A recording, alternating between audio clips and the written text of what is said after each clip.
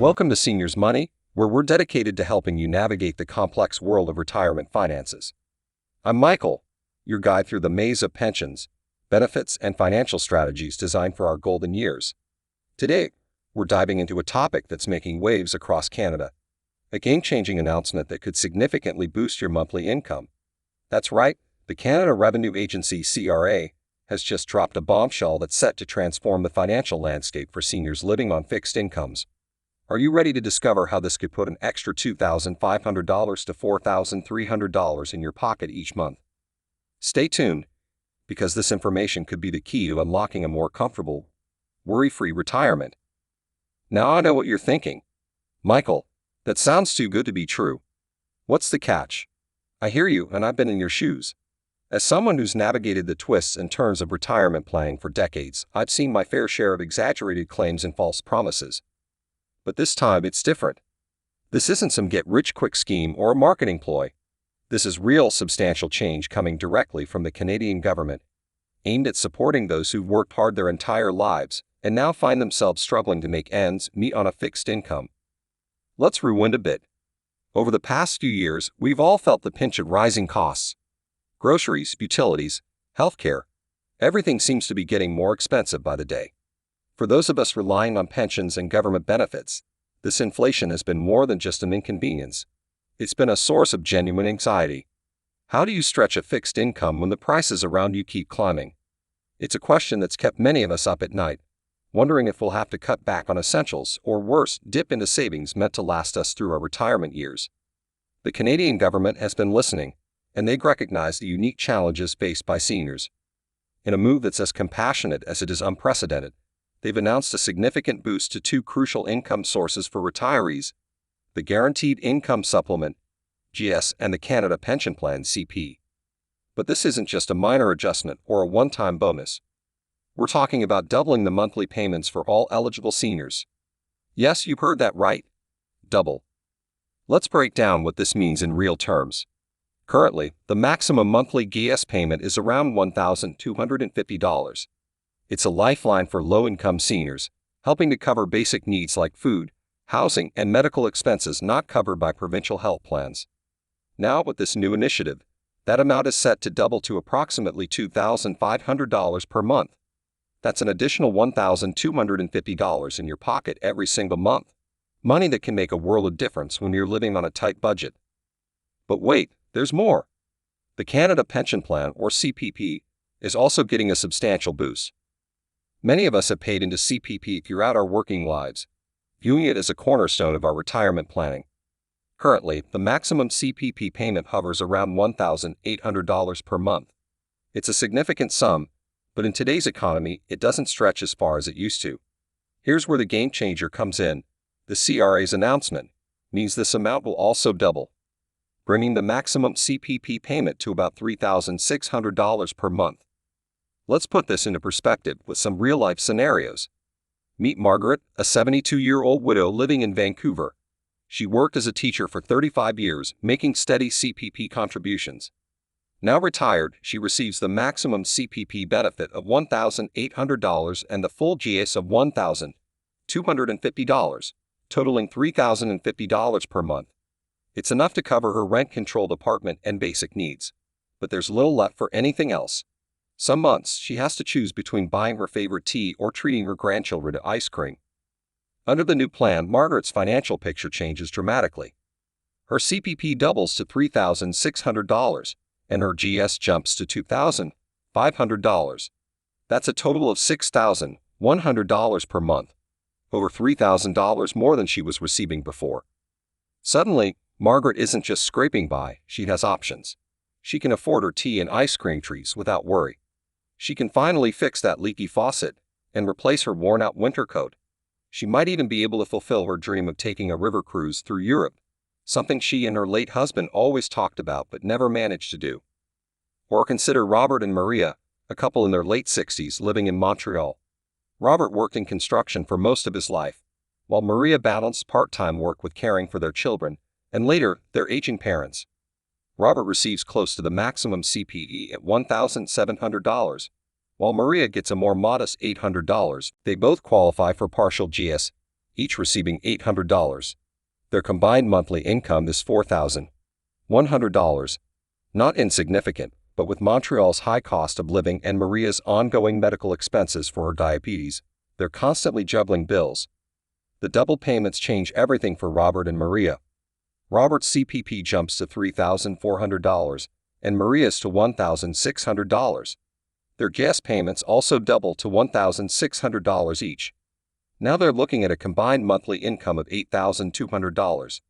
This extra $4,100 per month means they no longer have to choose between heating their home adequately in Quebec's harsh winters and keeping up with Maria's health needs. They can do both and still have money left over to help their children with down payments on their first homes. A generational impact that extends the benefits beyond just Robert and Maria. These aren't isolated cases. Across Canada, there are millions of seniors like Margaret, Robert, and Maria, individuals and couples who've worked hard, contributed to their communities, and now find themselves stretched thin in retirement. The doubling of GIS and CPP payments has the potential to lift many of these seniors out of financial stress, providing them with the means to not just survive, but truly enjoy their golden years. The timing of this announcement is also noteworthy. We're not that far removed from the height of the COVID-19 pandemic, a period that hit seniors particularly hard. Beyond the grave health risks, many older Canadians saw their retirement savings take a hit as markets tumbled. Some had to help out adult children who lost jobs. Others found themselves relying more on costly services like grocery delivery to stay safe. This boost in GIS and CPP isn't just about keeping up with general inflation. It's also a way to help seniors recover from the unique financial strains of the pandemic. Now, I can almost hear some of you asking, Michael, this all sounds wonderful, but how is the government going to pay for this? Are my taxes going to skyrocket? It's a valid concern. After all, we've seen our fair share of government promises that either didn't materialize or came with hidden costs. In this case, the funding model is multifaceted and designed to be sustainable. Part of the money will come from adjustments to the CPP Investment Board strategy. This board manages one of the largest pension funds in the world, and it's been quite successful in generating strong returns. By slightly rebalancing its portfolio toward higher yield investments, while still maintaining a prudent risk profile, they expect to substantially increase the fund's income without requiring hefty increases in contribution rates. For the Guaranteed Income Supplement, which is funded through general tax revenue, the government is looking at a combination of measures. One is a proposed wealth tax on individuals with net worth above a certain high threshold, say $20 million or more. Another is closing various tax loopholes that have allowed some corporations to significantly reduce their tax bills. There's also talk of a special CRA recovery bond that would offer attractive rates to investors while earmarking the funds for initiatives like this GS boost. Importantly, these funding mechanisms are designed to have minimal impact on middle-class taxpayers. The goal is to create a more equitable system where those who have benefited most from Canada's prosperity contribute a bit more to ensure that all seniors can live with dignity. It's a reflection of Canadian values, the belief that we're all in this together, and that a society is only as strong as its ability to care for its most vulnerable members. Now, let's address the elephant in the room. Some of you may be wondering, is this really going to happen? Or is it just political talk? I've been in this field long enough to know that skepticism is healthy, especially when it comes to government announcements. We've all seen flashy proposals that fizzle out after the headlines fade. So is this double payment plan for real? My answer is a resounding yes. This isn't just a campaign promise or a trial balloon. The CRA's announcement comes with concrete steps for implementation. They've already set up a dedicated task force to manage the rollout, comprising experts from the CRA, Service Canada, and the Department of Finance. This team is working on everything from updating payment systems to designing an awareness campaign to ensure all eligible seniors know about and can access these increased benefits. Moreover, this isn't a partisan issue that's likely to be reversed if the government changes. In a rare show of unity, the plan has received support from across the political spectrum. Conservatives see it as a way to reward those who paid into the system their whole lives. Liberals view it as an investment in social equity. That NDP appreciates its potential to reduce poverty among older Canadians. Even the Bloc Québécois, often skeptical of federal initiatives, has endorsed it, recognizing the significant impact it will have on Quebec's aging population. This cross-party support is mirrored in the public domain. Advocacy groups like CRA, Canadian Association of Retired Persons, have been vocal champions, mobilizing their substantial membership to back the plan. Major unions, including those representing sectors with many approaching retirement like healthcare and education, are also on board. They see this as a way to ensure their members can retire with the financial security they've worked so hard to earn. The business community, which sometimes resists expanded social programs, has been surprisingly supportive. Organizations like the Canadian Chamber of Commerce have issued statements acknowledging that financially stable seniors are good for the economy. When retirees have more disposable income, they spend more on goods and services, benefiting local businesses. There's also recognition that with enhanced financial security, fewer seniors will need to work part-time jobs, potentially opening up more opportunities for younger workers. International observers are taking note as well. The OECD, Organization for Economic Cooperation and Development, has long warned about the risk of senior poverty in developed nations. They're now pointing to Canada's bold move as a model for other countries grappling with similar demographic shifts. Prestigious publications like The Economist and Financial Times have run in-depth pieces analyzing the plan, generally concluding that it's both economically sound and socially progressive. Given this broad base of support, political, public, and even international, it's clear that this isn't just another fleeting policy proposal. The doubling of GIS and CPP payments is moving forward with considerable momentum. Bearing some completely unforeseen economic catastrophe, this is happening. Canadian seniors are going to see a transformative increase in their monthly incomes. You know, in my years running the Seniors Money channel, I've shared a lot of financial tips and strategies. We discussed everything from tax optimization to reverse mortgages, from dividend stocks to medical expense deductions. That information is valuable, and I stand by every piece of advice I've given. But I have to tell you, never in my career have I been as excited or moved by a development as I am by this one. This isn't just about numbers on a page or extra dollars in a bank account. This is about dignity. It's about respect. For too long, there's been this unspoken attitude that once you retire, you should be content with whatever you get, that asking for more is somehow greedy or ungrateful. Many of us have internalized this, feeling guilty about wanting a little extra, a bit of comfort or joy beyond mere survival. But here's the truth. You've earned this. Every single one of you watching has contributed to building the Canada we know today.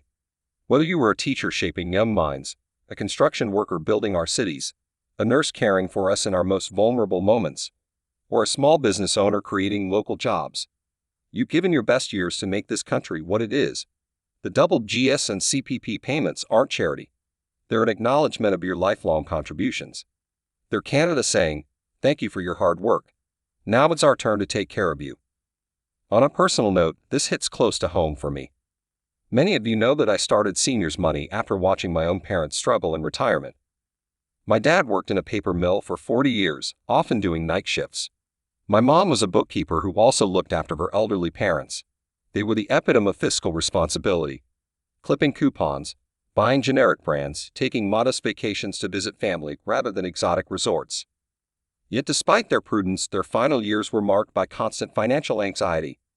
Medical bills not covered by insurance, home repairs they couldn't postpone, even the occasional splurge on a nice meal out. Each expense was a source of stress. I remember my dad, a proud man who rarely showed vulnerability, breaking down one Christmas because he couldn't afford to buy my mom the new winter coat she desperately needed. Those experiences lit a fire in me. I vowed to use my financial background to help other seniors avoid what my parents went through. The Seniors Money channel became my mission, a way to empower retirees with knowledge and strategies for a more secure future. I felt good about the work we've done, the lives we've improved. But always there was this nagging feeling that we were fighting an uphill battle, that no matter how much we optimized and strategized, the underlying issue of insufficient income remained.